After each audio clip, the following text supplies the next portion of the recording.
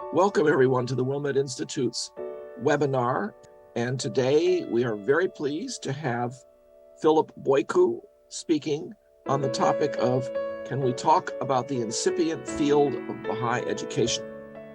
Filip Boicu, he has a PhD in education from the University of Nottingham, and he also currently works at that university as well in the UK.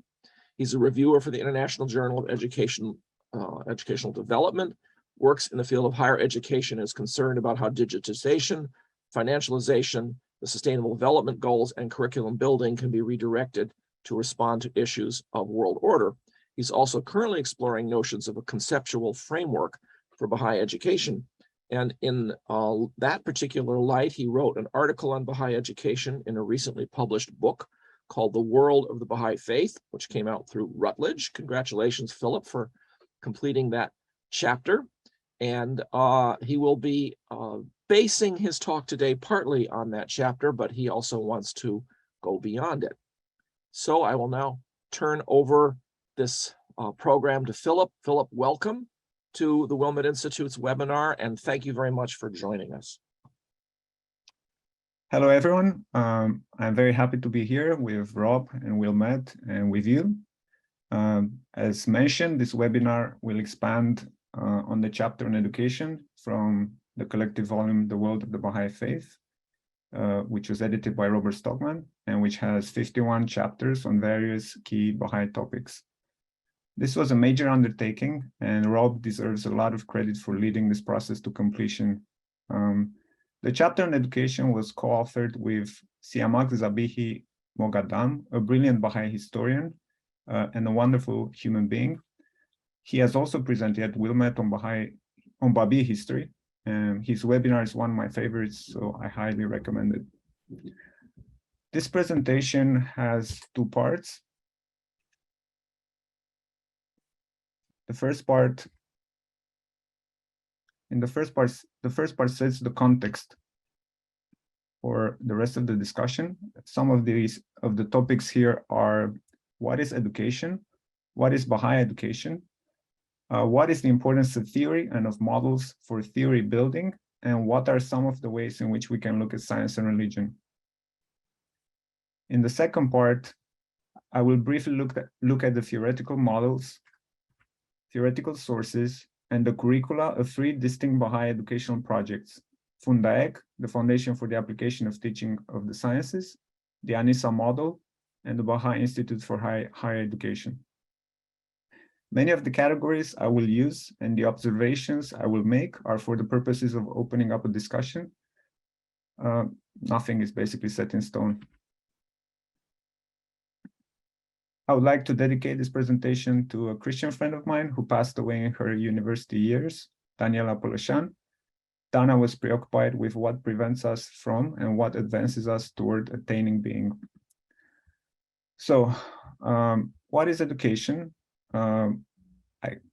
Education can be defined as an academic discipline, a field of practice, an art, a form of ethics, and an expression of spirituality. With this tentative definition, we clarify one thing: education is not just a practice or just an area of economic and political governance. It is an academic discipline with many subdisciplines, fields, paradigms, schools of thought, theories, and so on. I have listed some of the subdisciplines of education. If, for example, we would be interested in children classes, we could take a look at early childhood education, elementary education, special education, education of psychology, curriculum development, philosophy of education, and so on. So there are many, many things to choose from.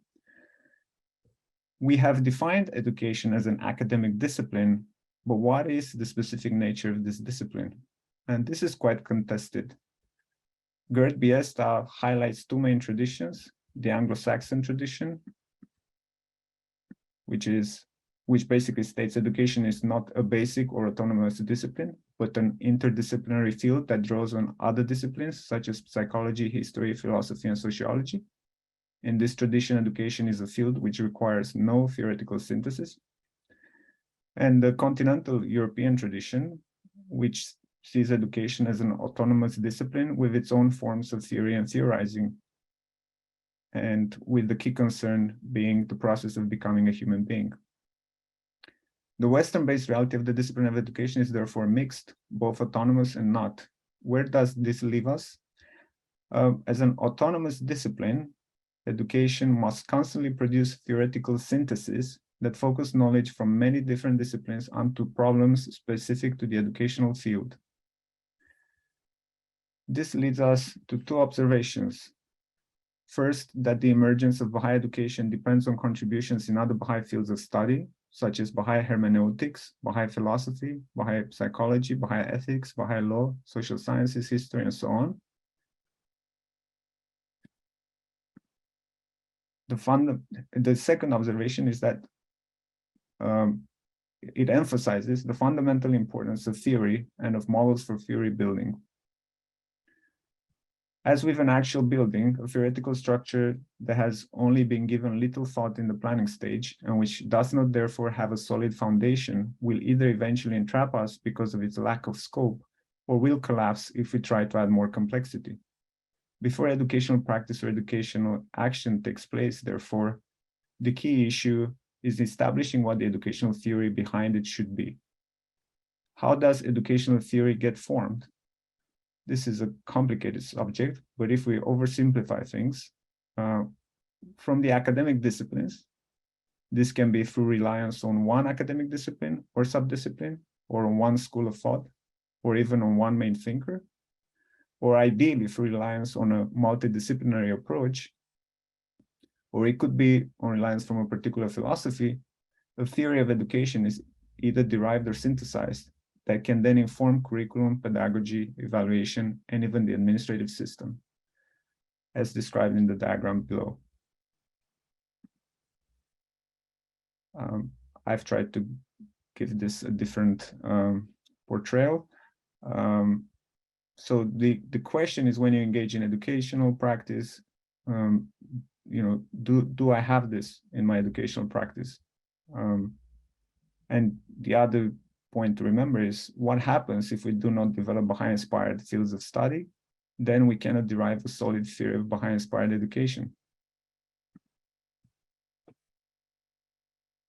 Another point of importance here is if there are many theoretical sources, including religion, this means there can be many different ways to establish an educational theory.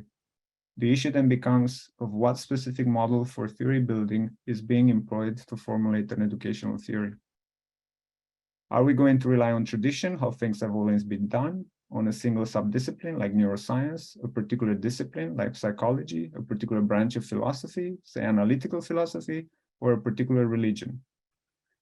Or are we going to draw on two disciplines or several disciplines or on many disciplines together with philosophy? Or are we going to combine the many academic disciplines with both philosophy and religion, and in which way? In such a case, which strands from which academic disciplines will interact with which branches of philosophy and religion, and for what type of combinations to give us the educational theory we need? What theoretical models will support such theory building, or what thinkers and schools of thought will such theoretical models draw on?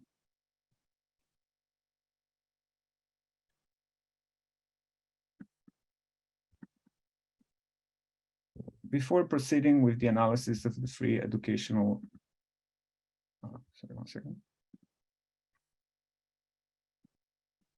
Before proceeding with the analysis of the three educational projects, FUNDAEC, Anisa Model, and BIHE, two more observations are needed. The first observation is that when we use the term Baha'i education, we tend to conflate three distinct types of education. First, we have Baha'i education as religious education. This is education and training for how to be a Baha'i or participate in activities that are building the Baha'i community, but also the study of the Baha'i writings when this is done without recourse to the academic disciplines. Second, we have Baha'i education as education for development. This is education and training for community building understood in the general sense of social economic development. Third, we have Baha'i education as formal education or as academic research, meaning as Baha'i scholarship that feature or could feature in primary schools, high schools, and universities. This is where the issue of theory tends to come in most strongly from the very beginning. Why are these distinctions important? because these are domains regulated in different ways and which come with particular standards as to what is and what is not acceptable. The Baha'i community has almost full autonomy in what it decides to do educationally within its own communities. There are almost no external benchmarks or standards and no external oversight. This changes, however, within the field of socioeconomic development. Here, there is great sensitivity against anyone using development initiatives, whether consciously or subconsciously, to impose their own belief system, ideology, particularly when religious, or experiments, on a recipient and usually marginalized population, particularly when this is comprised of young learners. Nevertheless, there is also a sense that this is an experimental field where different initiatives can be tried out with little oversight. Theoretical foundations are not a key concern. What matters are results and solutions where there are none and where there is no investment. Finally, to function in the formal educational and research system, you need accreditation and to meet very high and detailed standards across the board and across all the academic disciplines being in use. This is the highest level of external oversight and regulation. Within the field of education, curricula are expected to be based on educational theory, and educational theory is expected to be derived from a philosophical perspective that integrates the academic disciplines and is expressed in a highly abstract language. The reason for this is that the initial set of assumptions are seen as the key part of the entire edifice, and if these have not been examined properly at the level of theory and in light of their overall consequences and their broadest philosophical implications, this is considered a questionable form of research or curriculum design. So what you don't want to do is to approach these three different settings of Baha'i education unaware of the different criteria that apply to each space or in a blurred and confused manner, as that will most likely be perceived as the imposition of a religious agenda. You do not want to approach the work of development as religious education or the world of academia and scholarship as the work of development. But you also don't want to view this as disconnected forms of education that do not interact with each other or do not display some possibility for transformation and convergence. The second observation is of a different kind. Any theory of education or curriculum will be fundamentally impacted by how it sees the relationship between science and religion. Therefore, a key question for any model for theory building is how it envisages the relationship between science and religion.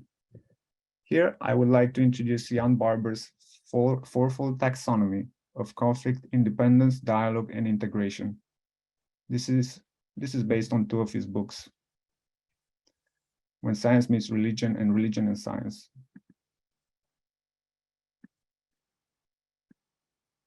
The first perspective is that of conflict. Here, the basic version states that only one of the two, science or religion, is a valid source of knowledge. Only one is needed. The extreme version is that they are in conflict and one must win against the other. In this stage, a material perspective leads to a curriculum that embraces only the visible and the measurable as the domain of existence to be investigated. The extreme version of this would state that there is no place for religion, the divine, or revelation in education or in knowledge. Truth is only what can be observed and measured reliably. Love, morality, values, and consciousness are just biological epiphenomena. On the other hand, in this phase, a religious perspective would lead to a curriculum that is divorced from the academic disciplines and maybe even from the scientific method. The extreme version here would state that the truth is dogma, that religious truths are absolute, objective, foundational, and transparent, that they must be internalized and obeyed, and society must be organized around them, and that science must be subservient to religion. The second perspective is that of independence. Here, the view is that conflict can be prevented if science and religion are separated in watertight compartments. This ensures the independence and autonomy of the two fields from each other. However, as Barber argues, compartmentalization is motivated not simply by the desire to avoid unnecessary conflicts, but also by the desire to be faithful to the distinctive character of each area of life and thought. The key argument here is that science and religion ask different questions, refer to different domains, and employ different methods. For example, science refers to the physical universe and the outer world, and religion to the metaphysical universe and the inner universe. Scientific language is primarily for prediction and control and for asking carefully delimited questions about natural phenomena, while religious language provides an overall worldview, a philosophy of life, and a set of ethical norms. The scientific method is largely based on reason and analysis, while meditation, intuition, and mysticism are an important part of religious methodology. Finally, some authors refer to science and religion as complementary perspectives, invoking an analogy with complementarity in quantum physics. So complementarity is the model that best describes the second type of perspective. From this perspective, science and religion are very different pathways to knowledge, but equally valid. Both must be taken into account side by side. The third perspective is that of dialogue. Dialogue portrays more constructive relationships between science and religion that does either the conflict or the independence view, Barber explains, but it does not offer the degree of conceptual unity claimed by advocates of integration, which is the next stage. Dialogue may arise from considering the presuppositions of the scientific enterprise, from exploring similarities between the methods of science and those of religion, or from analyzing concepts in one field that are analogous to those in the other. For a Baha'i example of how the methods of science and religion are similar, see the journal article by William Hatcher entitled The Science of Religion. What are some parallels being developed between the concepts of science and religion then? First, it has been remarked that the concept of information, DNA in organisms, programs in computers, the neural structures in the brain, corresponds well to the notion of the Word of God. Autopoiesis is the inherent tendency of the world of molecules to move toward emergent complexity, life, and consciousness. This concept has led to theories that conceptualize God as the designer of a self-organizing process. This means that God makes the rules or the algorithm responsible for the self-organizing features of the universe. And some have said that this living algorithm is the Word of God. More recently, in the verge of a new series of talks, the Baha'i cosmologist Stephen Phelps argues that the conceptual pillars of modern physics map onto deeper spiritual principles. By this, he's referring to relativity, complementarity, and to symmetry and invariance. And he proceeds to show how these concepts are reflected in religious scriptures. The overall point here is that the concepts of information and autopoiesis, relativity, complementarity, and symmetry, and invariance provide valuable foundations for dialogue between science and religion. A curriculum based on exploring such methodological and conceptual parallels would be a curriculum corresponding at least to the third perspective of dialogue. How would this look? For any academic discipline and its concepts, parallels would be found at every step in religious writings. And of course, this would also happen the other way around. Finally, the fourth perspective is that of integration. Barber maps three distinct versions of integration, but I prefer to only discuss one here.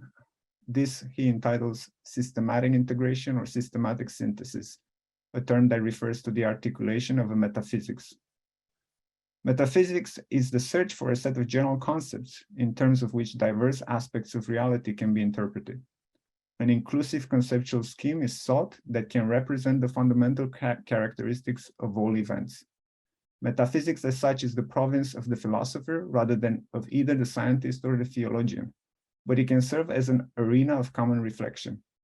In the 13th century, the impressive metaphysics of Thomas Aquinas combined the thought of Aristotle with Catholic Christianity to provide a conceptual foundation for Western Christianity. Today, the most notable example of systematic integration is the process philosophy of Alfred North Whitehead. Other examples are the integral tradition of thought study by Ken Wilber and systems theory. I'm going to try to super simplify process philosophy for you, and I apologize to anybody who is familiar with this. Process philosophy sees processes and events as the key features of reality. This means that me, you, and an institution like the Wilmette Institute, the Baha'i community itself, or even the cosmos or nature are best represented not as static, self-contained realities with fixed features, but as dynamic processes of transformation in interaction. In this perspective, change and activity are the laws of the universe, and everything is in the process of becoming. What is this becoming? It is the translation of potentiality into actuality, a seed becoming a tree, or a caterpillar a butterfly, except there is no end to the process. As these metaphors suggest, the basic analogy for interpreting the world is not a machine, but an organism, which is a highly integrated and dynamic pattern of interdependent events. Each level of organization, atom, molecule, cell, organism, community, receives from and in turn influences the pattern of activity at other levels. So I'm not alone in my process of becoming. My processes of transformation are linked with yours and with those of institutions, societies, cultures, economies, and even with those of nature as a whole. We are all constituted by relationships, we are all interconnected, and everything is in a process of change. I am changing as part of everything changing. But this does not mean we are simply determined by larger processes of transformation. We are not just the intersection of wider processes of change, we have our own individuality. Each of us is a center of spontaneity and self-creation, trying to direct and integrate its relationships in its own way, and becoming a unique synthesis of the influences we encounter. All entities, from the atom to the cosmos, are such self-creating entities. However, while we are not swallowed by the whole, meaning there is unity and interaction without the loss of individuality, we are part of the whole. We can already see how this sort of ideas would impact education. The process of becoming and the idea that we are each unique, unfolding synthesis become key for conceptions of the human learner and learning, for example, by emphasizing individualized learning. If my becoming is part of the becoming of everything else and all of these interactions form an organic whole, living becomes about relationships, which gives an essential role to relationships in education. But my education must also be concerned with understanding this organic whole. Knowledge, therefore, must become holistic in nature. It is for both these reasons that Whitehead states that there is only one subject matter for education, and that is life in all its manifestations. This simple idea demands interdisciplinary curricula in which science, religion, and philosophy are integrated, in which the natural sciences, the social sciences, the humanities and arts, the technological and applied sciences, and the various fields of practice come together into a coherent whole. To conclude with, what is important at this level is not necessary to have a metaphysics that can structure all knowledge and guide the curriculum, but to have a curriculum that can act as an exploratory device for the continuous integration of knowledge in a holistic, open, and creative manner.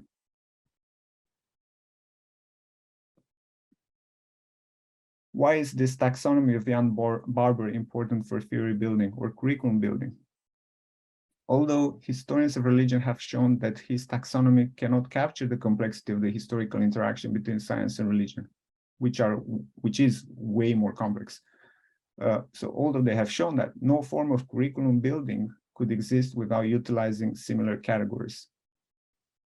All four types of curricular tendencies are present in the Baha'i community currently, although we have not invested as much in developing dialogue types of curricula. It would be a great achievement if a curriculum based on Stephen Phelps' take on the concepts of relativity, complementarity, symmetry, and invariance could be formulated to add to the other three types. All types of curricula have a role to play in the Baha'i community at this point in time. Each has pros and cons. Each has important lessons from which the others could learn. To this extent, we should be doing our best to support them, to try to understand them, and to archive that knowledge for future generations. Only from experimenting with such curricula of different kinds will we be able to produce better and more complex ones.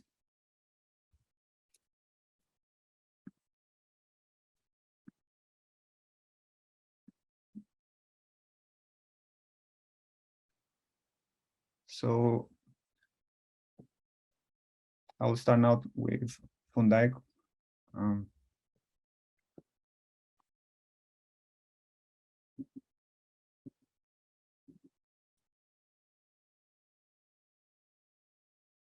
More than any other agency, FUNDAEC provides the original model for the conceptual framework coordinating all Baha'i efforts in the areas of expansion and consolidation, education, public discourses, and academic discourses, and social economic development or social action. It has inspired the central paradigm for many key activities in the Baha'i community since the mid-90s and has shaped its management and administrative system and institutions. Essentially, FUNDAEC started in the early 1970s as a rural education or rural development program in Colombia. The flagship program of FUNDAEC is the Alternative Secondary School Program for Rural Education known as SAT, or the Tutorial Learning System. The program was established in the late 70s. Since 2006, a version of it entitled Preparation for Social Action has been adapted to respond to diverse social issues outside that of rural education and development, for example, in the areas of public health, education, and the environment. Also in the early 1970s, some of the same people from FUNDAEC, Farzam Arbab in particular, employed educational insights from their rural education and development initiatives to create a Baha'i Institute for large-scale expansion of the Baha'i Faith in Colombia. This led to a new curriculum entitled the Ruhi curriculum.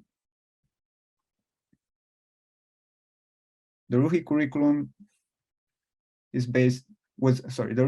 curriculum was initially aimed at achieving large-scale expansion and consolidation, meaning at teaching the Baha'i Faith to new populations. Once adopted as the main educational curriculum for all Baha'i communities worldwide in 1996, its functions multiplied. Alongside large-scale expansion and consolidation, 2 more features were added in the last decade or so: engaging in social action and participation in public discourses.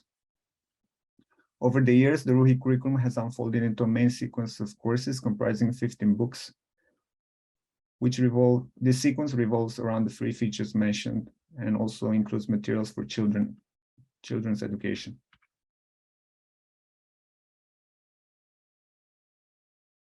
Since 1999, the Institute for Studies in Global Prosperity, an agency of the Baha'i international community, seeks to contribute to public discourses in the field of development while also extending the FUNDAEC approach into a sort of university-level curriculum.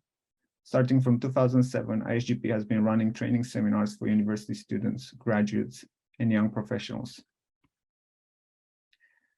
Let us now examine in brief the models for theory building, the educational theory, the theoretical sources, and the curricula and types of pedagogy at play.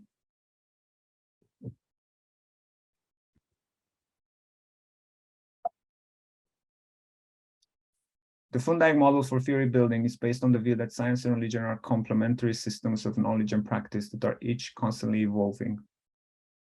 This perspective of complementarity largely corresponds to Barber's independent stage, with some areas of overlap between science and religion, such as in relation to ethical and moral concerns. But it also displays some incipient dialogue features because of discussing the metaphysical presuppositions of the scientific enterprise.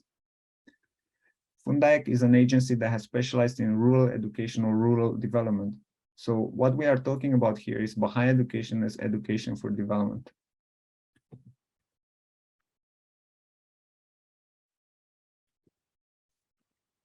Both SAT and PSA and the Ruhi curriculum were created to generate results in the field of action.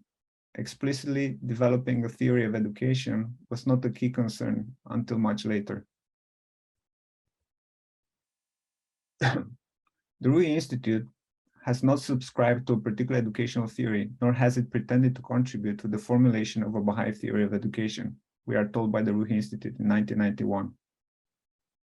According to Hale Arbab in 2000, the FUNDAEC approach does not identify with any particular theory in the field of development or in other fields, but rather only uses theories as sources of insights. The degree of detachment from theory that we have tried to achieve, Hale Arbab observes, is not without its dangers, for it could readily lead us to haphazard and frenetic activity. However, in her view, such problems are avoided because FUNDAEC has proposed a conceptual framework consisting of our assumptions, our ideals, our aims, our values, our approach to life, and our methodological perspective. And coherence is ensured because this evolving framework is constantly being scrutinized through processes of action and reflection. This view is echoed by Farzam Arbab in 2016. This conceptual framework would be informed by current theories in various fields, but it would not be attached to any. It would use theory as a source of insight and not as a final word on truth. This view we applied consistently, particularly in the field of education. Does that mean that FUNDAEC's conceptual framework is atheoretical or theoretically neutral? Certainly not. FUNDAEC was formed in the early 1970s in a particular ideological context in which radical forms of Marxism and Catholicism coalesced into a specific brand of South American third worldism. It is my assertion that due to the context of the time, FUNDAEC's early external theoretical sources drew to some extent on several bodies of radical thought. The first is the intellectual tradition running from Marx to Antonio Gramsci, and from there to Paulo Freire in his Pedagogy of the Oppressed. The second is the tradition represented by a Catholic thinker highly critical of Western forms of development and education, namely by Ivan Illich in his work, Deschooling Society. A radical Catholic, Ivan Illich was not only left anarchist in orientation and friends, but also the organizer of a network of radical Latin American theologians that would eventually initiate liberation theology. So we are talking here about two traditions, liberation theology and Ivan Illich's theory of development and education. Illich saw Western forms of education, Western academia and the academic disciplines, and Western development agencies as channels for oppression, or circuits for which cultural hegemony, to use Gramsci's term, was being imposed. The only way forward, in his view, was to reject such Western forms, weaken their influence, and create totally new approaches from within the third world. The third tradition of thought and practice is that of participatory action research, a third world research methodology founded in the early 1970s by Marja Lisa Swans and Bud Hall in Tanzania, and by the Colombian left-wing intellectual and activist Orlando Fals Borda in Colombia. In 1971, the version of PAR established by Swans was directly observed by Paulo Freire in Tanzania, who then chose to promote it internationally. To what extent this have constituted indirect or direct ideological sources for FUNDAEC in its first decades, it remains unclear. What is clear, however, is that until 2016, key members of FUNDAEC have been aligned with critical pedagogy, and names such as Paulo Freire, Elizabeth Ellsworth, Henry Giroux, Patti Lather, Ira Shore, and Monisha Bajaj.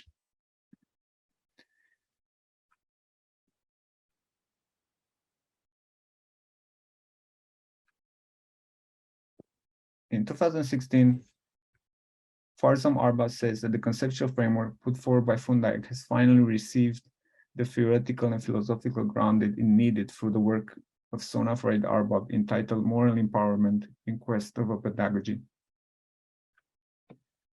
In fact, according to Farzam Arbab, Sona's work lays the groundwork for the elements of the conceptual framework in the field of Baha'i-inspired education, a larger claim that deserves further investigation. Theoretically, however, Sona Farid Arbab's work operates a major switch, moving away from historical connections with critical pedagogy, critical thought, and more radical traditions in favor of an alignment with analytical philosophy, and in particular with the London School of Philosophy of Education philosophers such as Richard Stanley Peters and Paul Hurst. This is a relatively recent huge shift in the theoretical underpinnings of the conceptual framework of FUNDAEC and of the Baha'i Faith that is yet to receive scholarly attention. It also significantly alters notions of pedagogy, distancing FUNDAEC and Baha'i-inspired education from learner-centered, problem-posing, constructivist, and critical pedagogy approaches in favor of approaches from analytical philosophy, which prioritize knowledge, ontological truths, a language that mirrors reality, and knowledge transmission and retention. How will FUNDAEC manage to balance out these two very different theoretical traditions? What are the implications of this recent general shift for the Baha'i community? These are interesting questions to ponder on and show that Baha'i education is a very dynamic field. Of course, in terms of the theoretical foundations of FUNDAEC, Farzam Arba's thought or theoretical perspective on development is absolutely key. In terms of education for development, FUNDAEC clearly has a theoretical perspective, has developed a theoretical perspective from the very beginning, which resembles the sources I have highlighted on the secular, which resembles the sources I have highlighted, at least on the secular side. Many talks, articles, and even books from prominent Baha'i intellectuals or figures are simply further expositions or developments of the concepts he outlined in his chapter From the Lab, the Temple, and the Market, entitled Promoting a Discourse on Science, Religion, and Development. This text from Farzam Arbab is key and seemingly provides the blueprint for the current conceptual framework guiding all Baha'i activities. This blueprint has been expanded upon and applied directly to the reality of the Baha'i community by Paul Lampel in Revelation and Social Reality from 2009.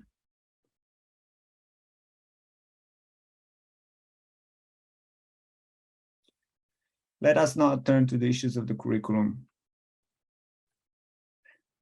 What are some of the key features of the Fundayak curriculum?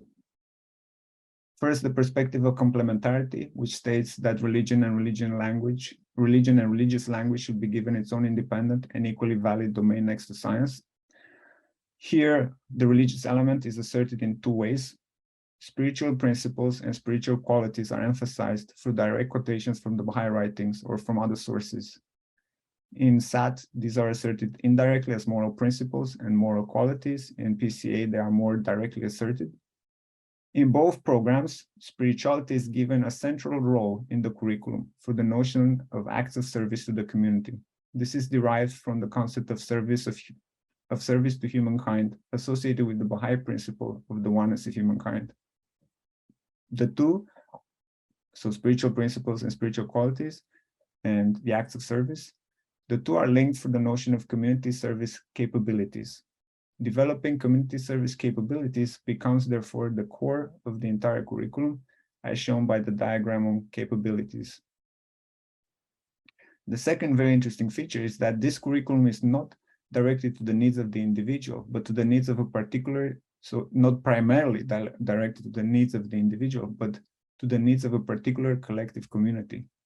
This community can mean a village or the neighborhood of a city in a microregion with clearly definable social and economic challenges.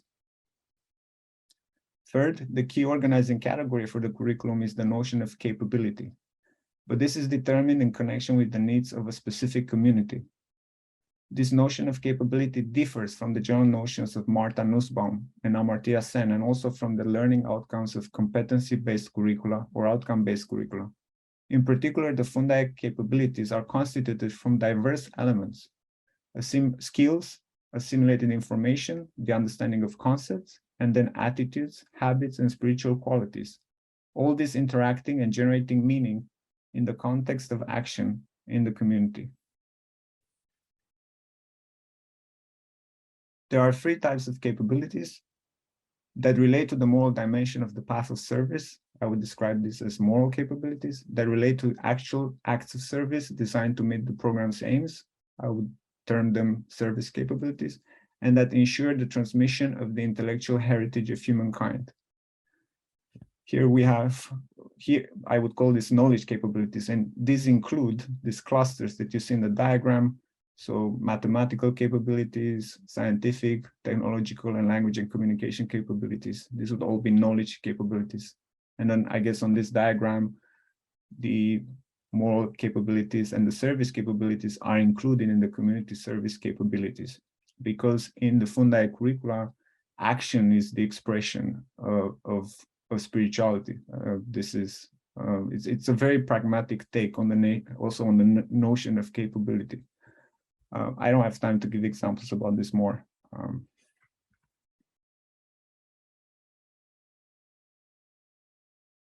The interesting thing is that the same notion of capability applies to the Ruhi curriculum, but now in a different way. Here, the focus is on capabilities that would serve the Baha'i community.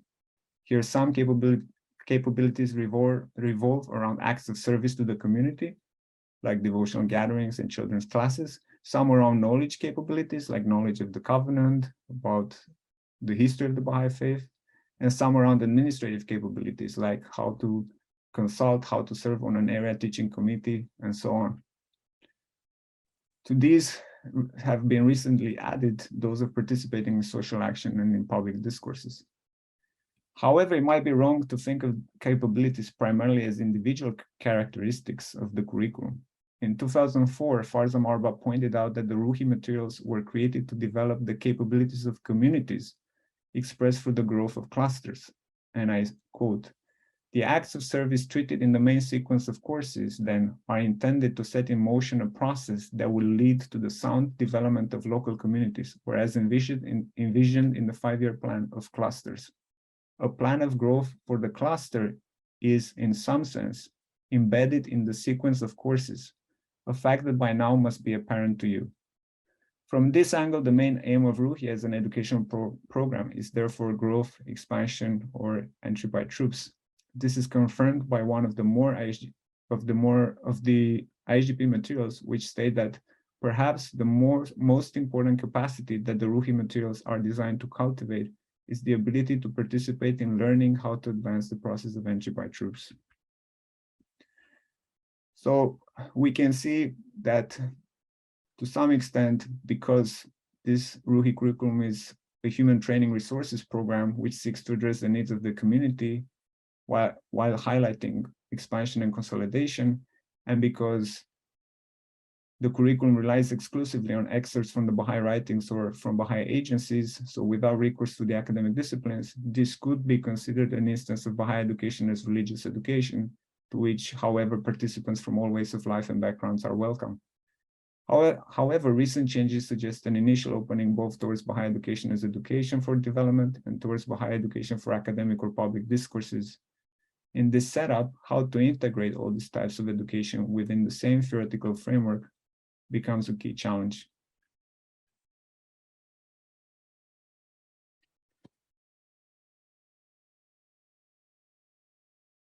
Okay, I'll try to cover the Anisa model now. The first thing to say about the Anisa model is that it is a formal education program for primary, middle, and secondary schools that can be extended back to preschool children. The key text is by Daniel Jordan and Donald Streets from 1972 and is entitled Releasing the Potentialities of the Child, a New Conceptual Basis for Comprehensive Educational Planning. Let us now examine in brief the model for theory building, the pedagogy, the curriculum, and the theoretical sources of the Anisa model. In terms of Barber's taxonomy of conflict, independence, dialogue, and integration, the Anisa model falls into the category of integration. I will explain why.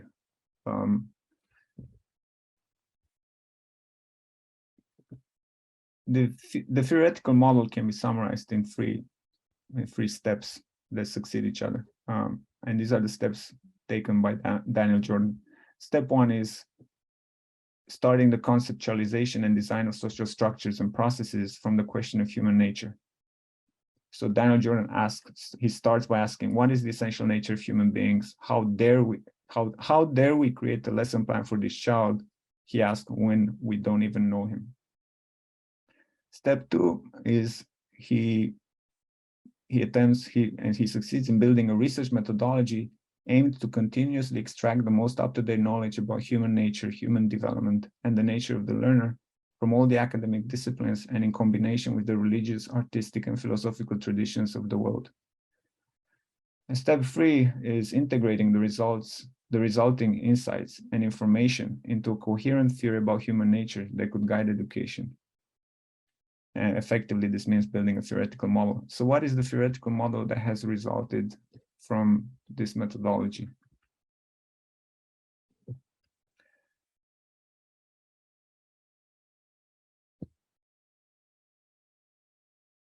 At the top of this structure lies the first principle, a principle around which the entire model is organized and which every other part of the system reflects. This first principle is not a supreme value or the most significant principle. It is just the principle that allows for the development of a comprehensive theoretical structure around it, the cement that keeps all the diverse elements of a particular theoretical structure together. As Daniel Jordan explains, and Whitehead observed, along with all his predecessors, many of them, that the fundamental characteristic of the universe is change. When you think of change, you are considering process. And when you entertain the idea of process, you are presupposing potentiality. And that's a concept you need to keep in mind throughout the day, because it is the actualization of potentiality that educational systems ought to be committed to. Whitehead says that the fundamental activity in the universe is the translation of potentiality into actuality. And he said that fundamentally is what is meant by creativity, the universal of universals. So the first principle, the principle on which the organization of this philosophy is based and the science of education is based, and the model, which is a reflection of that science, is based, is this fundamental principle, the translation of potentiality into actuality. It is the first principle underlying the organization of thought on which the model is based. We redefine education, Jordan writes, in in releasing the potentialities of the child as the process of translating potentiality into actuality while creating further potentiality. A teacher who accepts the spiritual nature of man as we have defined it, Jordan and Streets observe, will view each child as an open-ended question, a creature of unlimited potentiality who can never be classified as uneducable. The ability to believe in the unknown potential of others and of ourselves becomes therefore key. To help make this point, Jordan uses the analogy of the acorn for the relationship between teacher and student. If you hold an acorn in your hand and you do not know or believe that the oak tree is potentially within the acorn, do you think you will be in touch with the reality of the acorn? And the answer is no. Let us note here that this first principle represents a synthesis between the spiritual teachings contained in the Baha'i writings and the process philosophy of Alfred North Whitehead. As every Baha'i knows, the principle of the transformation of actuality into potentiality corresponds to a key Baha'i passage on education from Baha'u'llah. Regard man as a mind rich in gems of inestimable value. Education can alone cause it to reveal its treasures and enable mankind to benefit therefrom. The second element of the Anisa model, and which stems from this first principle, is of course a theory of development that could account for the nature of the human being in the process of becoming.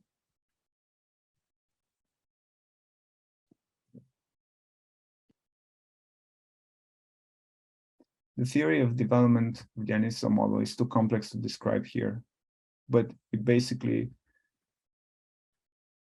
relies on two levels, I would say. On one level, it gathers all the knowledge about human nature from what we'll call the human disciplines. And based on this, it identifies sensitive and critical periods that must be anticipated and prepared for in the development of children and adults, but mostly children. It also identifies particular competencies. So if we had capabilities in Fundayak, we have competencies in the Anisa model. So it identifies basic competencies, and these are psychomotor, perceptual, cognitive, affective, which means emotions, volitional, which means will, and creative. Here you have divergent thinking, for example, and toleration of ambiguity and intuition, and so forth. And then there is a second level where there is the theory of human development starts to include information and knowledge from philosophy and religion that matches and combines with this knowledge from the human sciences, which is very scientific. But in order to understand how this develops, we need to take a look at the curriculum.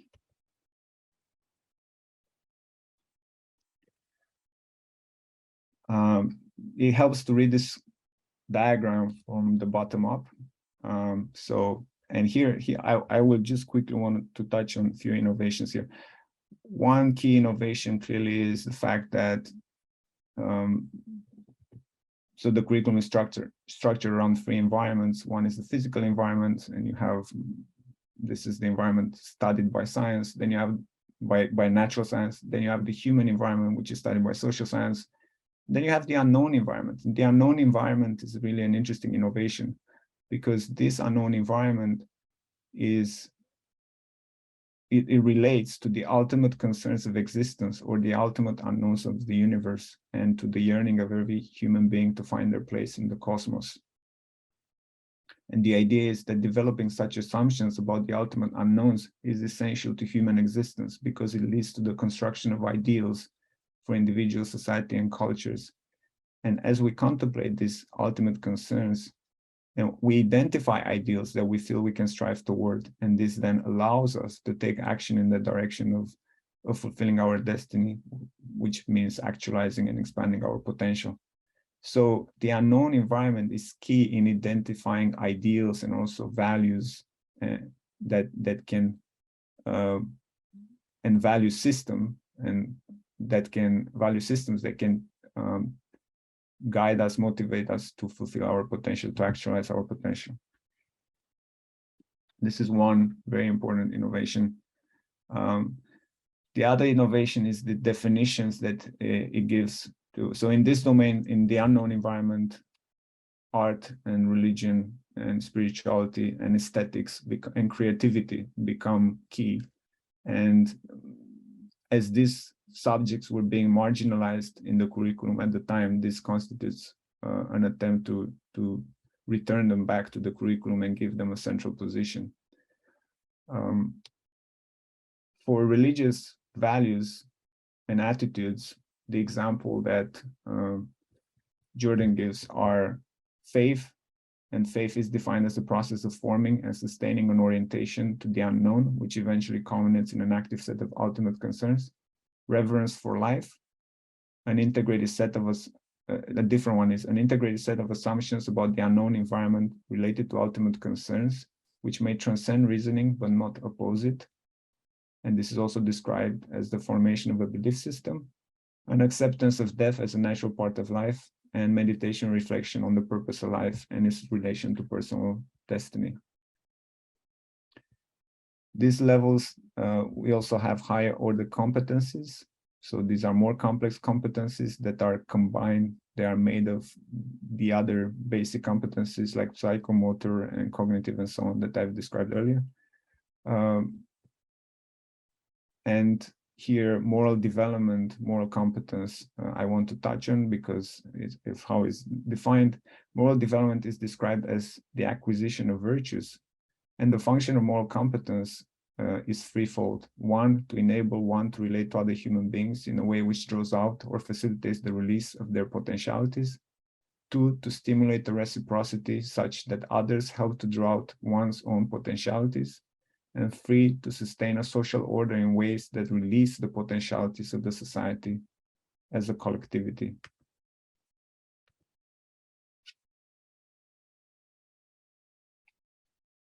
And these are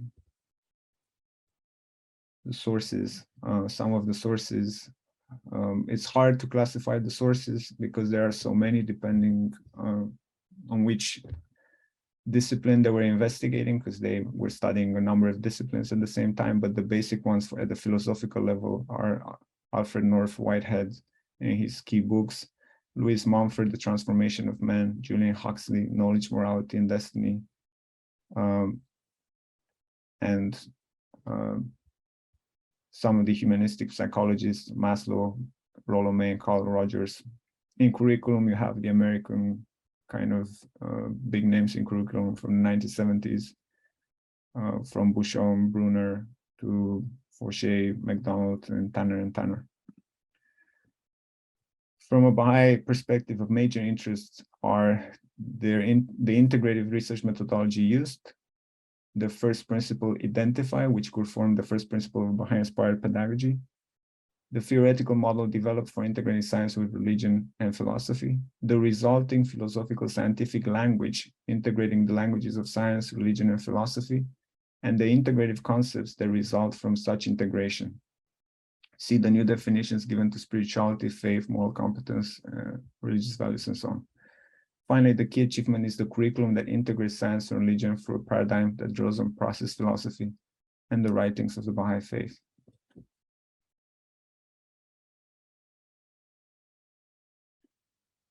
I will just briefly talk about the integrative approach to scholarship and learning of Dr. Behruz Sabet, and this is pretty complex and probably I won't be able to I will only introduce it basically. So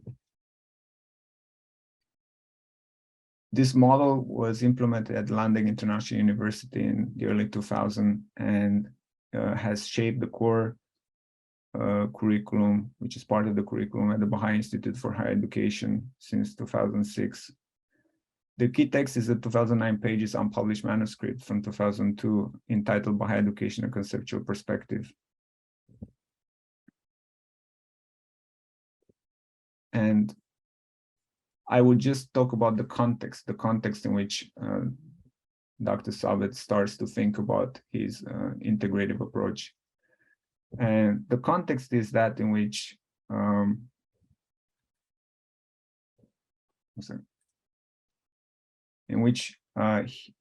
he identifies that there are stages to the historical development of education and scholarship when it comes to religions. There are historical stages in how religions unfold into civilizations, and this depends on how they engage with scholarship. So, and the stages are three.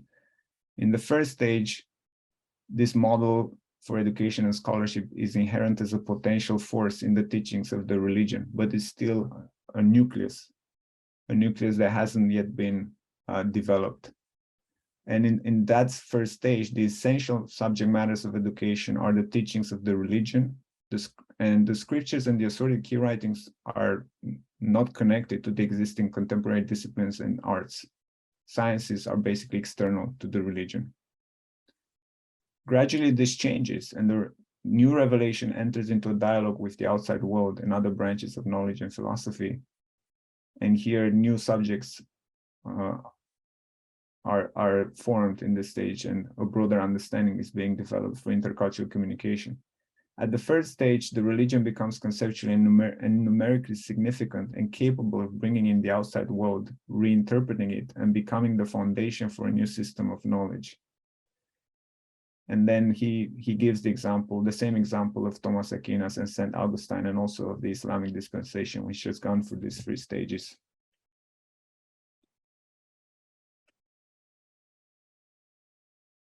So basically,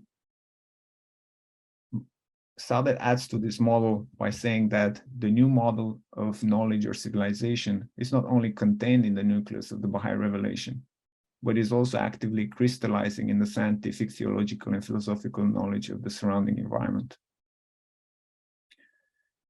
So we have two active processes occurring simultaneously. Process one is one of attempting to understand the nucleus of Baha'i revelation and to expand it into a new model of knowledge. And process two is the constant crystallization of a new model of knowledge in the surrounding scientific, theological, and philosophical environment. Both the spiritual and scientific bodies of knowledge are changing, progressive, and dynamic.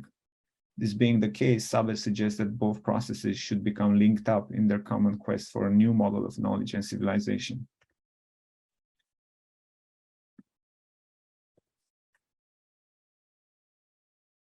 It could be, sorry, but how do you link up to such active or evolutionary processes? And the answer Sabet gives is that you need a process specifically designed for this task.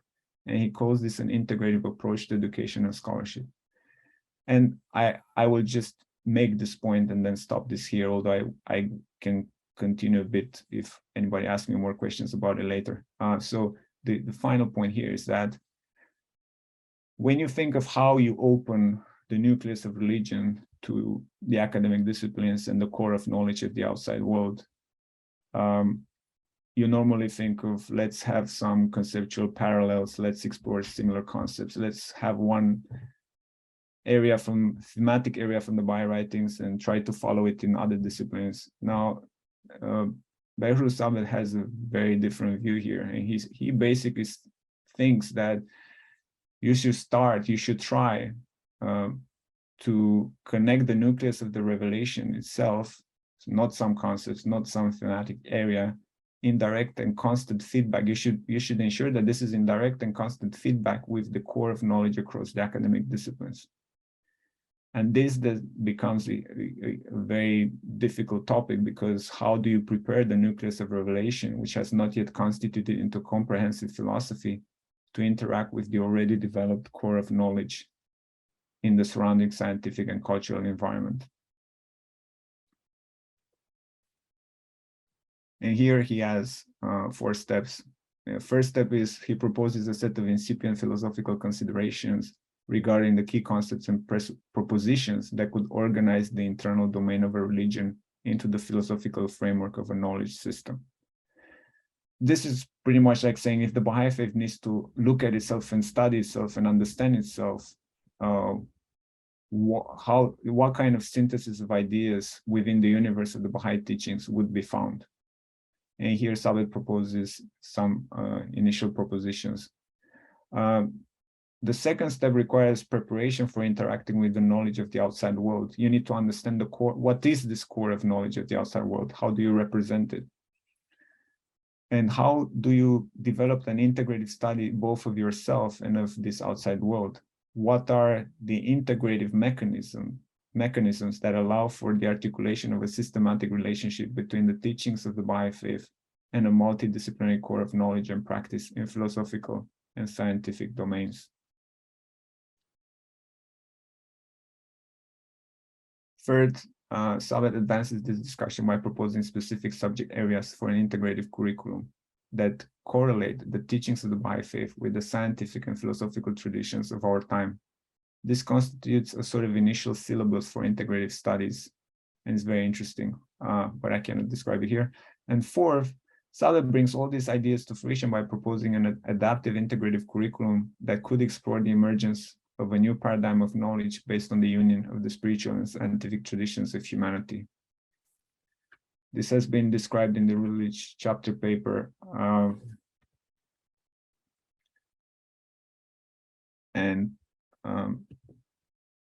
I can talk a little bit about how this was implemented at London University if somebody asked that question. The description of how this was implemented at BIHE is also in the paper, but I can also discuss about that. I will stop here. Thank you. Thank you very much, Philip. I think most people are fascinated by this whole idea that we can look at these different models of Baha'i education, find theoretical frameworks in the outside world, you know, and I remember when you first started talking about Whitehead, the beginning of this talk, when you got to Anisa, first thing I thought of, that was influenced by Whitehead, wasn't it? I could immediately see where you were going, where that was concerned. And I think it's also helpful for people to realize that things like the Ruhi curriculum also have a pedigree, you might say, in the outside world as well. It helps us to get a good perspective, I think, on all these different efforts to develop Baha'i education, excuse me, and understand sort of their place and what their limitations are and what their potential is. So that I'm very grateful for you for having developed this information and sharing it with the audience today. We have a couple of questions here. Well, Gary, of course, is asking for the PowerPoint, but yes, Gary, we'll have the PowerPoint up on the webpage for this talk, probably in a few hours. And certainly when we'll have this whole recording up, of course, also at some point fairly soon. Sholay says, thank you for a wonderful presentation. I wish your explanation of the theoretical underpinnings of each model had been included in your published chapter. Well, what can I say? It can only be so long. So one can't unfortunately make those talks too long, but maybe you can write another paper and we can get that one published too at some point. I think I saw something in the chat here. Roshan says the distinction between the three uses of Baha'i education is quite useful and a helpful reminder that we shouldn't assume terms we use are understood or used the same way by others. And that's certainly true. And he asks this question, you point out how broader cultural realities shape some of the educational frameworks that the Baha'i community is using. Have you been challenged by this assertion? Challenged about this assertion? I have been challenged in the sense of trying to understand the dynamics. So you know, as kind of my talk shows, the question is, how do we form our conceptions of education? To what extent are those, let's say, derived from the Baha'i writings directly? And is that even possible? Is it possible to derive something from the Baha'i writings directly? Are you like neutral and objective and can do that? Or do you use some other theoretical framework, which could be from a thinker or could be from your cultural background? So this question of how do we construct Baha'i education, for me, comes also from this perspective that Roshan mentions. What is, to what extent, and how do we find an approach where you use the knowledge from the outside, but you also are very attentive to the holistic framework of knowledge that is in the writings, because the writings are a complex whole, and understanding that complex whole is a huge issue. So how do you explore? The issue really is, how do you explore the Baha'i writings so that you come up with a good conceptual framework? What kind of, you will need theoretical approaches from the outside. This is clear. You cannot function without that, because the writings themselves are so rich that they force you. The writings don't provide an education or a scheme for the economy, or they don't contain those disciplines. They might, if you follow Behrus Abed, they might, and young Kluge, they might contain a comprehensive philosophy that could be extracted and then connected to the academic disciplines in a way that strengthens both the conceptual understanding of the faith and the conceptual understanding of the academic disciplines.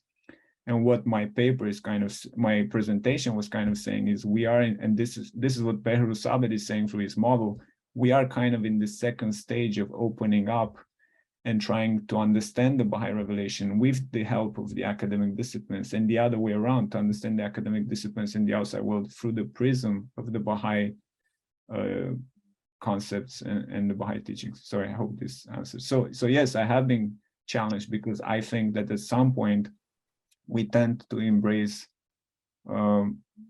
maybe quite radical theories on the left, maybe, and then another point, maybe more radical theories on the right.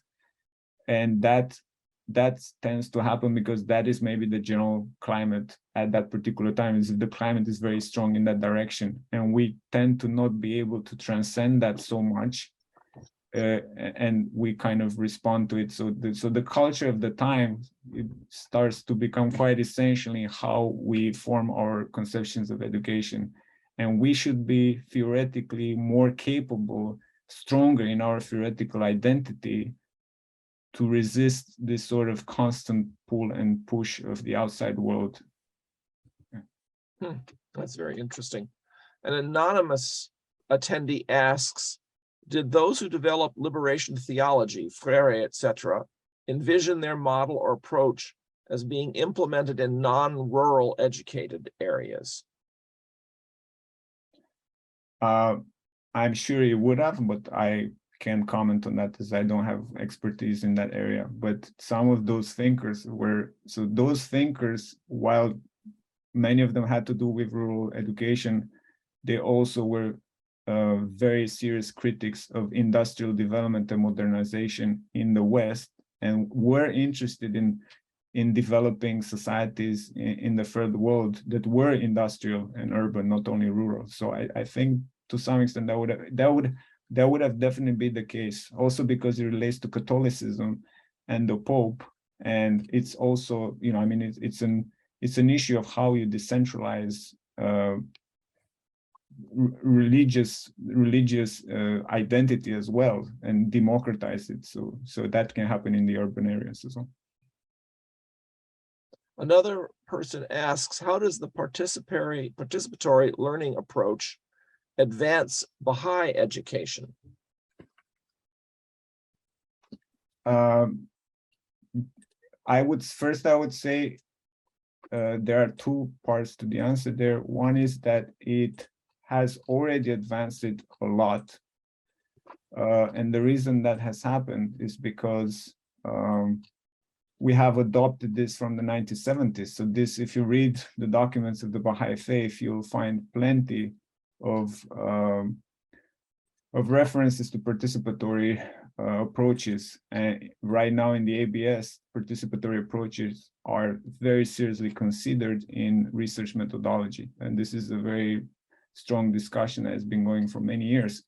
what many people might not necessarily know is that this has this tradition that it comes from participatory action research, which is a field that started in the 70s at the same time with FUNDAEC. And so, for example, let me give you a quotation from participatory action research from False Borda.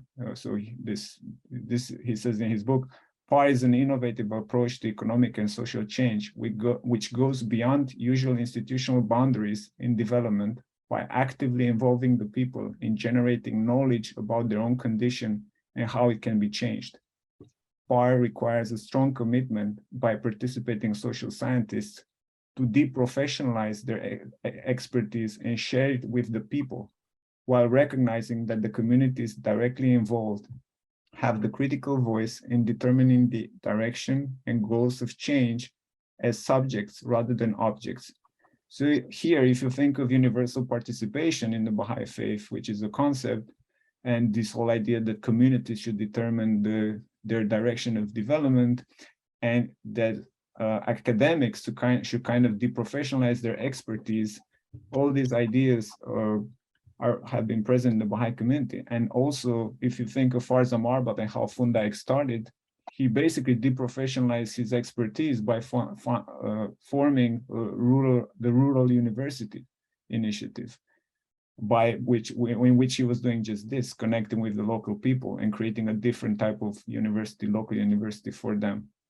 And so in that sense, you can see how strong, I mean, this is a very strong theoretical orientation. And I am not saying that anybody from FUNDAEC is knowledgeable about participatory action research, like studying all the text or even identifying with the whole thing, but the influence is there. Raphael asks, do you think it is possible to adopt a Baha'i educational approach to technological courses such as engineering? For sure. And this has been done at the Baha'i Institute for Higher Education, which is a scientific technological curriculum, really. And what has happened there is that they have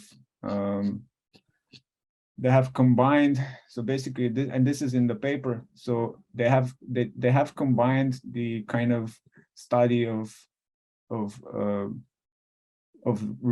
kind of religion with the study of arts and sciences, in particular sciences, because it's a very scientific technical curriculum. And they have done so by kind of having the normal scientific curriculum, but then adding to it a sort of core curriculum. And this core curriculum has two arms. One is general courses in English, Persian language, basic maths, basic science, so sort of, general courses.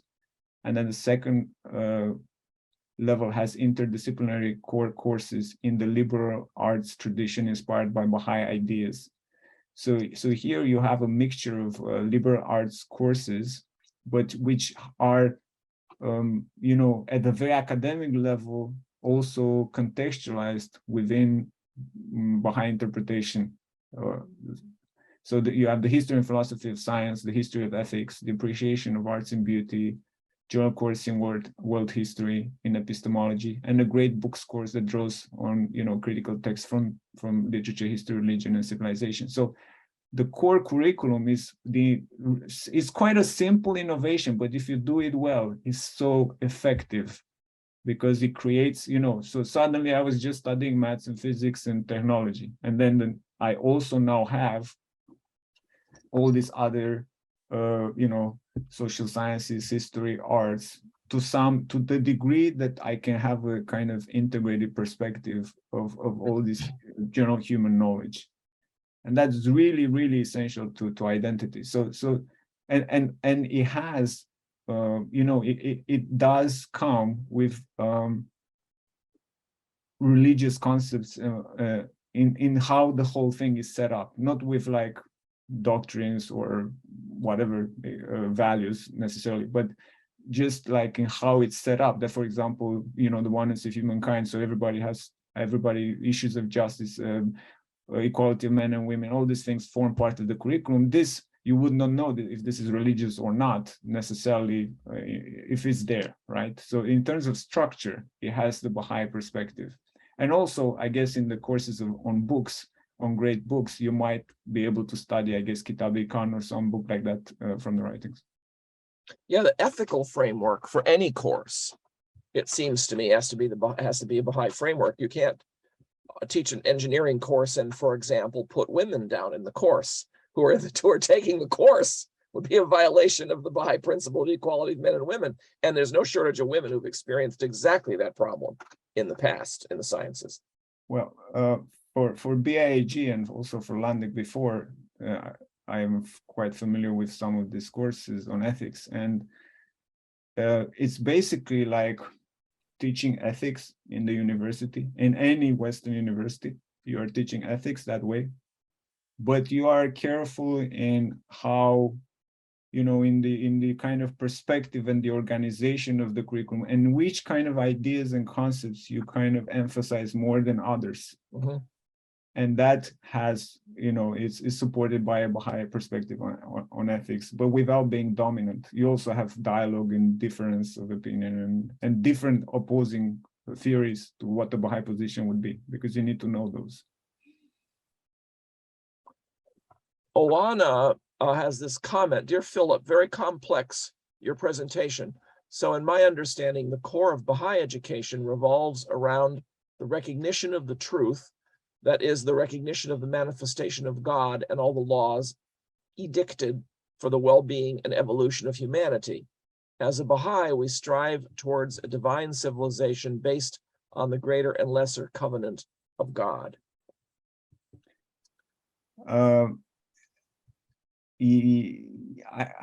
Yes, but let me say how I would say yes to this.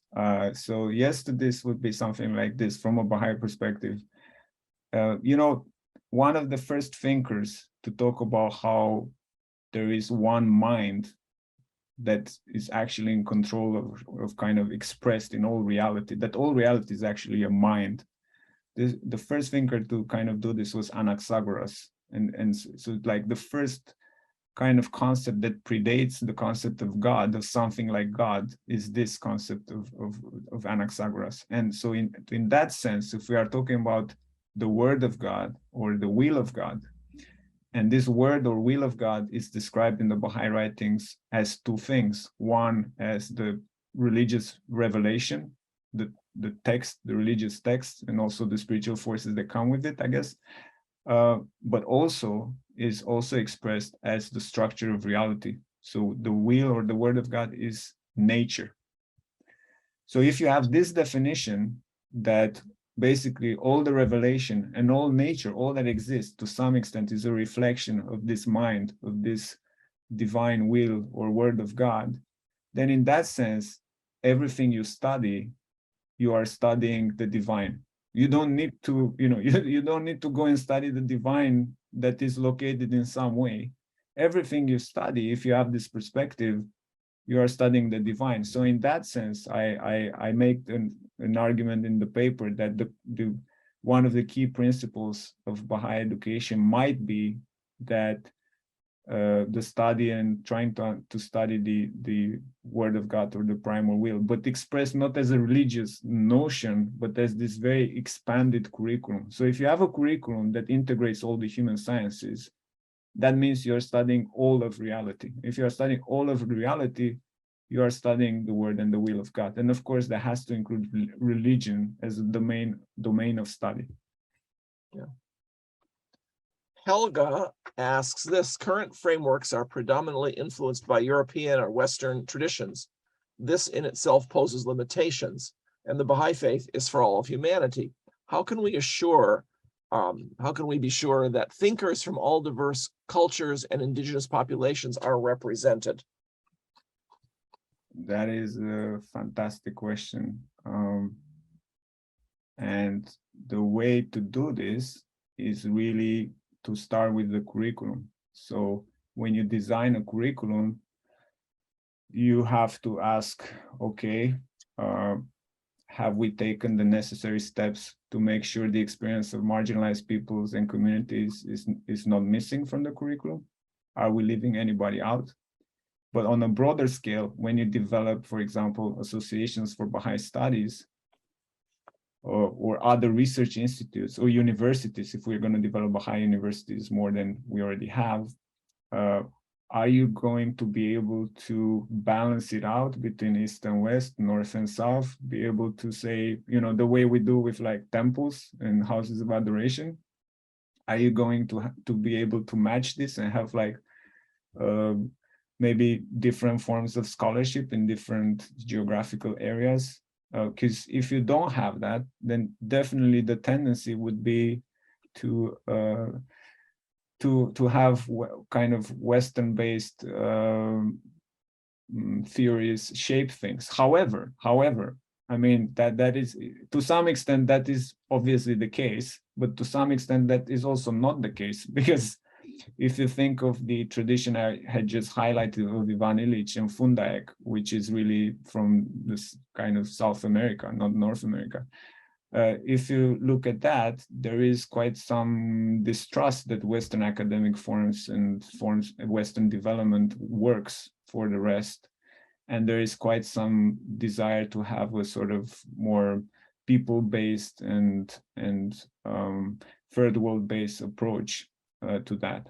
But the theoretical orientation is not enough. The question really is, how do you include diversity in this? So in terms of knowledge, both at the curriculum, both in terms of knowledge, what are your sources, right? So when we are talking about sources, what are your sources? In fact, the sources I've highlighted are quite similar for this. For, you know, they're not hugely diverse for all these three projects. You could have, you don't have much that is very, very different. But Australia, I know, is developing very interesting scholarship. I've heard there are other areas where the Baha'i community, I mean the Baha'i community in Australia, that there's, you know, different burgeoning scholarship that maybe we don't pay attention to, and it might be that in many other places this is happening or in process of happening. But this question will always be there, and I hope we progress. Thank you. It reminds me a bit of Toynbee's comment that the world civilization that's going to be built in the future will end up using Western civilization as its scaffolding. The scaffolding you use to build the building, you know, but then once you're done building the building, you remove the scaffolding. And in many ways, Western civilization right now is providing that kind of framework or structure for some of the construction of world civilization, but it'll have to be replaced. Anonymous also asked this interesting question. Could you say something about ISGP? What are its theoretical underpinnings? One would expect something since it is running training seminars for graduate students. It is very difficult to find any documentation about this program, including even knowing who are the people involved in developing or running it. I can speak a little about this. I'm not, you know, I don't have,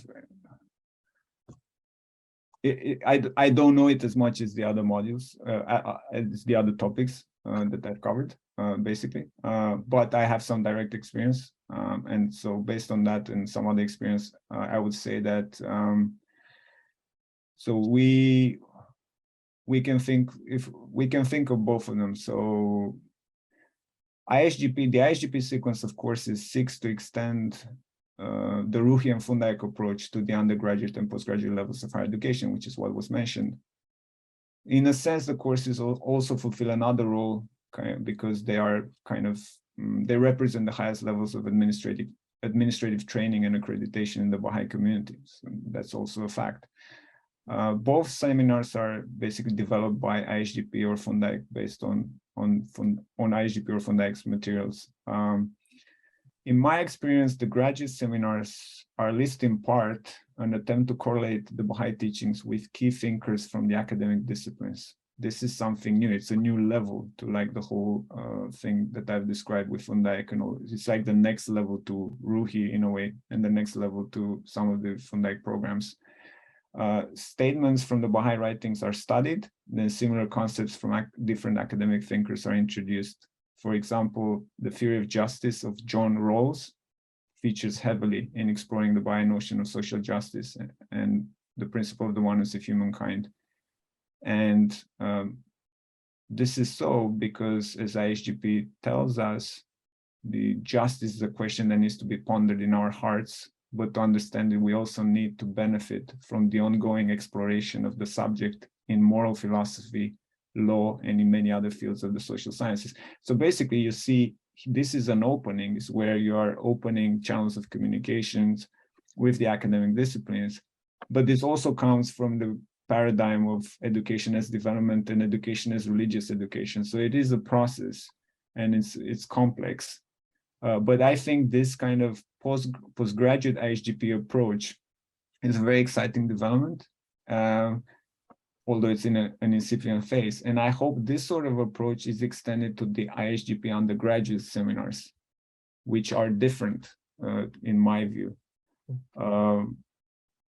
But before that, there is a, when I did the postgraduate seminar, there was a concern I raised then, and I can express that now as well. I don't know if this has been addressed or discussed, or whether it's relevant enough, but there is an issue for me when you talk about the conceptual framework, which a conceptual framework is an incipient theoretical formation. That's what I was trying to explain today. Conceptual framework is an incipient theoretical formation used to make conceptual distinctions and organize ideas and action.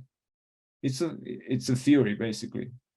And this framework is meant to function usually as an experimental, fluid, and likely temporary device for exploring the development of propositions or concepts that could form a comprehensive theory in the future. That's why it's a conceptual framework. Otherwise, you would call it like a theoretical or theory, or a developed theory, or a system. So because of that, I find it is somewhat risky to equate the conceptual framework with a belief system, and particularly with a belief system comprised of, I quote, immutable beliefs. Why would this be problematic? First, because this could lead in time to the crystallization of dogma. And second, because conceptual framework framed in this manner, how could it lead to the crystallization of dogma? Because a conceptual framework framed in this manner could become frozen as a list with articles of faith comprised of immutable beliefs, which, because they are immutable, they cannot be questioned. But the second issue is because we already have a belief system of the Baha'i Faith. It's outlined in the writings of the key figures of the faith, and it does not need the sort of reconceptualization of any kind. It's already there, right? So I think that there are sometimes these theoretical distinctions that have to be made, and maybe this has been made years ago, or maybe this is still something that we need to work on. About the ISGP seminars, this I know maybe a bit better, but I am not familiar with how they have transformed in over the last few years, but if they are as I know of them, I think that except for sections on culture and several others, maybe written by Sona Farid Arbab, that I think that needs scrutiny and maybe even a reappraisal or sort of restart at the conceptual level. And I think there it would be very helpful if university students were allowed to co-create the materials, as this is undergraduate level, as this is the norm in the West. And if those creating the materials would be deeply familiar with the university culture and the university environment, which is now very supportive of religion, particularly of what we call social action and participation in academic discourses or public discourses. So this would have to be made by somebody who understands deeply the university culture now.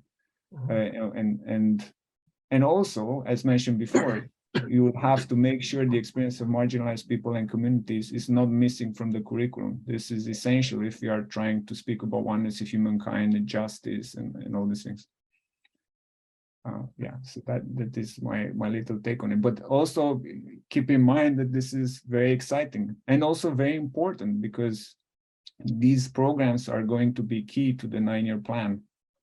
So the NSAs would be involved, I think, in supporting the delivery of these programs, or at least administratively. And so scrutiny of these materials and their development becomes key. This is a key part of the plan to have these educational programs really accelerate the growth of the Baha'i community and the development of the Baha'i community in all the areas.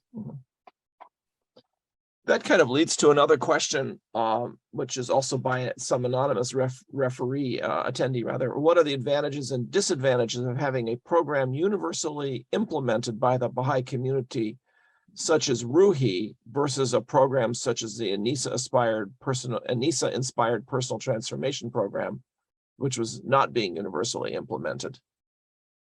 I love this question, and I love this question because it allows me to explain some things that I think are not usually considered. And these are this. When you make decisions, so when you make decisions about curricula, you are not necessarily an educationalist. So it's not educationalists that make decisions about which curricula would be implemented universally. That is never going to happen. Right, so decisions are made at the level, and in this case, it's made by those who are responsible for planning the future direction of the Baha'i Faith, right? Which is not something I want to do.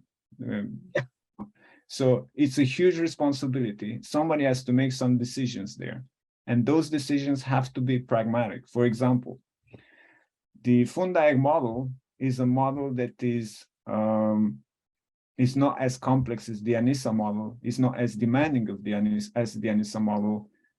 I'm not trying to belittle it in any way. I'm just trying to say the Anisa model had a team of many researchers in many disciplines, writing PhD dissertations, combining all that knowledge together into a particular paradigm and particular program, testing that out over years. They had funding. They were at the Department of University of Massachusetts, it was a proper department funded by a major university to do this for very long, and they could do that and attract students, and so the material possibilities and the theoretical possibilities were there to kind of attempt to deliver such a complex initiative. But then, it didn't quite spread after that. I mean, everything is now archived at the University of Stanford in the libraries, which is a major achievement, but it's not active anymore. And so you have to think this, how tough these decisions are. They are very, very tough, because I might want to do Anisa Model, I might want to do the curriculum of Bahá'í Faith, but these require, really capable people that understand knowledge across disciplines. And this is hard to find when the whole environment of knowledge is fragmented and the curricula are fragmented, discipline-based. So you need scholarship, basically, to create a generation of people that can think that way to then deliver something like the Anisa model or the other thing. So, and the other part is, where do you focus? Do you focus on creating a formal education system, or do you focus on creating a development program to help people? Or do you focus on doing a development program to help people and build communities, but also on entry by troops and developing the Baha'i community? So I would say that the key educational process and paradigm has been in those two dimensions, and is only now kind of trying through ISGP and ABS to see what it does, what it can do at this third level, in kind of academic level. And this is where, of course, we have Anisa Model and the curriculum and theories of Bahá'í Faith.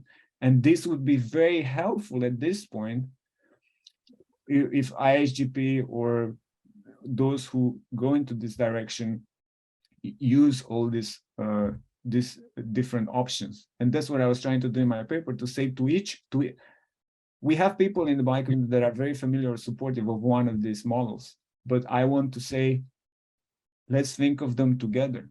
Let's think what features you would take. We have capabilities here, and you have, what was the other one? Competencies there. Can they not be linked? They are very similar. Can they not find a way can you kind of work the curriculum in a way that has both? You have action here and social action here and you have like integration of disciplines and knowledge there, can they really, should they be opposed? Can you not have them together?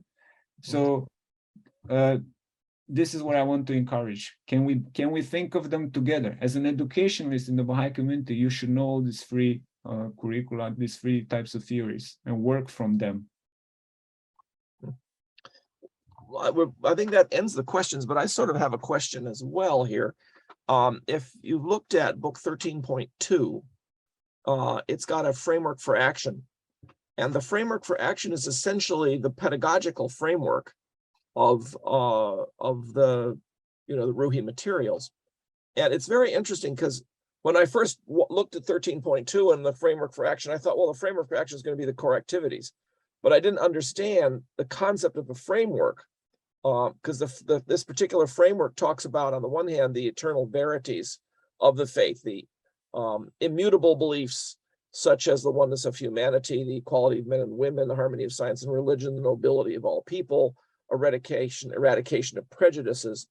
So that's one of the aspects of this framework for action. Another aspect of it are statements about the nature of society, that humanity is on the threshold of collective maturity, that there are destructive, disintegrative and integrative forces going on. There's essential relationships that we have to improve between the individuals, the institutions, and the community. These kinds of observations about the nature of a current society. And then finally, there's some approaches and methodological questions. The three protagonists, all three of them need to be learning. Social action should lead to the transformation of structures, the importance of consultation, importance of study, action, reflection on action, consultation, and study. So that's the framework of action that the book describes. And it seems to me that's a very useful framework for most Baha'i educational efforts. At the Wilmette Institute, we're trying to figure out how that particular framework can be applied to revising our online courses, for example, so that our courses, even if they're, say, focusing on the advent of divine justice, is also aware of the need to keep the nobility of human beings in mind. Even if it's not a specific curricular item, it's nevertheless built into the ethos of the course. So does that strike you as a good way to go, I suppose, in terms of reforming and reorganizing courses and classes? I would have to see like the specifics, but Yeah. Let me throw a bit of a few points in this. So I would have liked to be able to speak about what the Universal House of Justice, what they mean when they mention a conceptual framework. And the reason I would like to study that, I haven't done it, unfortunately, but I would have liked to do that, because by studying the conceptual framework in different thinkers like Sona Farid Arbab and Farzam Arbab and other thinkers, and then in different agencies like ISGP or Fundayak or somewhere else, you realize that actually there are really serious differences between these different interpretations or expositions of the conceptual framework. And so that immediately makes me wonder, well, what does the House of Justice mean by this? Because I am starting to think that I should be mostly looking at the Universal House of Justice and they have documents entitled the Framework of Action, right? So I should be looking at them and trying to understand what they mean by this, and look at the letters of the Universal House of Justice to the Association for Baha'i Studies and see how do they think they should be applied in the academic environment, because the academic environment is not the same as the social action or community building environment, right? So when we think of framework for action, I mostly think of like how we develop clusters. That's kind of, I think, how it works in the Baha'i community. And then there is an attempt, because of expanding in the area of social action and academic discourses, to kind of see if you can extrapolate that in these other areas. But at the same time, there is clearly a request for members of ABS and researchers and academics to think themselves how they could, how the framework for action could be conceptualized in their disciplines and fields of study. And that might be very different. That might look very, very different for me from how it is presented by FUNDAEC at the moment, right? And so the question for somebody like your institute, for something like your institute, is what is our understanding of the conceptual framework and where it is going that is similar with that of the universal house of justice, but it's really in line with the academic field, and all, you also need to respect the others. So that is one thing that I would say. But the other thing that I would say is this needs more development, because what I try to describe through the theoretical discussions today is how a theoretical model looks. Even though it is maybe an incipient theoretical model or more developed, it could be a more developed one. You see, there is a structure there that organizes all the elements into something. It is not an enumeration of themes, for example, right? So is this what you mentioned? I know in action, it is a conceptual framework in the field of in the fields of practice in development and in community building. It is a real framework that we use, very specific. But can you say that is, that it is, academically speaking, a theoretical model that has the same synthesis of that the model would have, or it still needs to be worked on? And there are maybe elements that need to be considered more, maybe some added, all these things. So I would emphasize that this is in development, in evolution, and it needs to constantly evolve. And the question is, if you are a research institution, the question is, how do you respect this? But how do you improve it? How do you raise questions if you need to raise questions? How do you make suggestions if you can make suggestions? And how can you take it further? So when Beru Sabe proposes an integrative way of having an integrative approach that allows you to connect the core of the Baha'i Faith, of the knowledge of the Baha'i Faith, with the core of the knowledge in the outside world, which sounds very difficult, but if you have a process, a curriculum that aims for this, you will then have research that moves in that direction. So there also needs to, this is also an issue of infrastructure. It's not how does one person do this. It's about how is our research infrastructure doing this. This might involve universities or ABS or the Baha'i publishing agencies and so forth. And the question is, who thinks, how is the conceptual framework reflected at that level? Who thinks of it in that way? And clearly there is thinking, serious thinking, because we have developed a very serious architecture. And now the question is of the substance of that process that this architecture can maintain and develop. I hope that answers. Sorry if it's that's fascinating. Well, we're done with the questions, and we've gone really quite a long time. So I think we have to thank our exhausted audience, those who have remained, for thank their you, everyone. By the way, and thank you for everyone for hanging on and watching this long. Philip, thank you so much again for your marvelous contribution to our thinking about Baha'i education and the nature of it, and the characteristics and the criteria for understanding what it is. I want to wish everyone the best, and thank you very much for coming. Goodbye.